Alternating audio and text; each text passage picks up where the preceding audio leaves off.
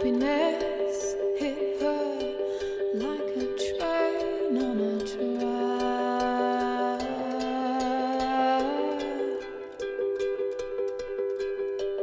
coming towards her.